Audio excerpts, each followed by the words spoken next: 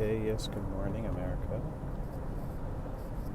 Thank you for reaching out and asking your question. So, saving the day, the daylight savings time is, at this point, an archaic way that society tried to solve the problem of being on the same page at a time when they were growing into the globe. And we were on, in a sense, manufactured time. And the calendar and the hour difference that it gives us, that once and twice a year, that spring forward and fall behind, works.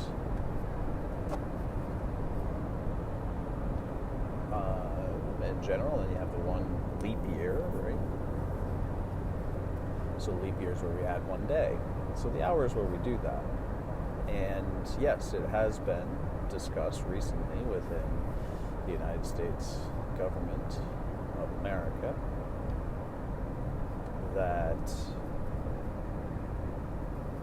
would do away with that. And that was roughly about 3 years ago, yeah. And it shows the efficiency of government, of your system, America.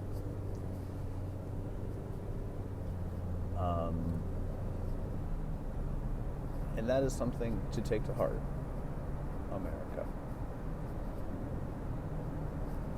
The other example that I utilize is the passing of the ERA and what it took for the ERA to get passed, understanding that it was presented in 1923 as an amendment.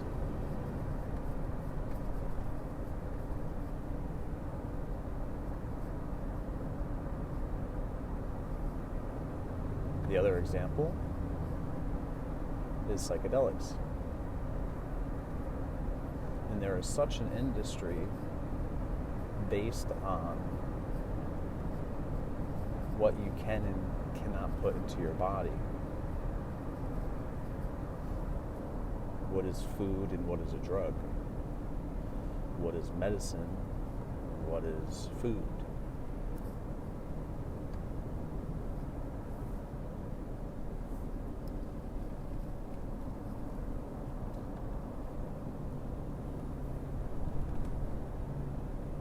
So, America, as you are witnessing a shift, you're also seeing a shift in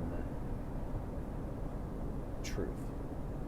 And the truth is that we are living on a schedule that is tied to nature, but not in sync with it. And the science basically reveals nature. And when the science shows that people are more likely, because ER visits go up a significant amount on days of daylight savings,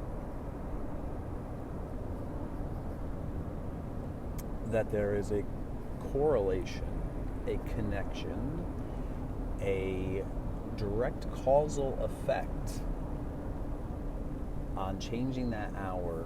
People tend to get thrown off their biological rhythms. Throwing people off makes them not know if they are real, if this is real, if that is real, and what truth is.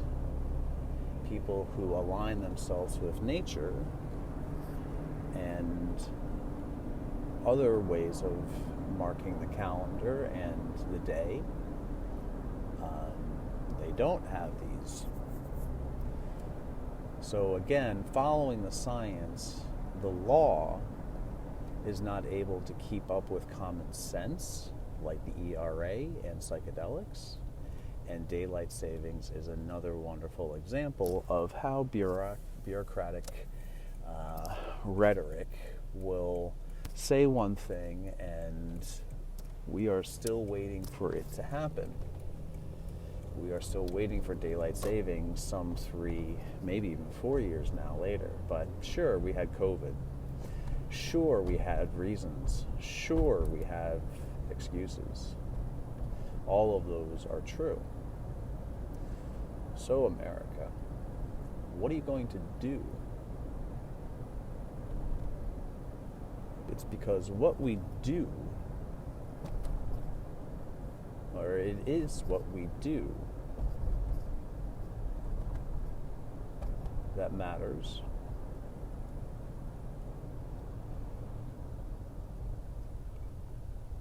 And it's the difference between ethics and morality. It's the difference between knowing and not knowing.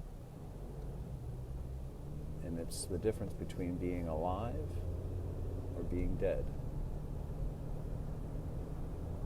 Risking putting yourself out there to be able to say daylight savings was a means to an end, and the end has come. What more evidence do you need?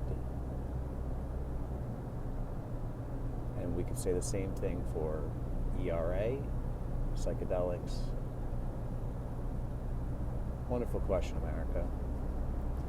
But if you're going to ask the question, you have to be aware of what the answer may represent. And what the answer represents here is where you're at, America, and who's falling and dragging behind the progress that you so seek.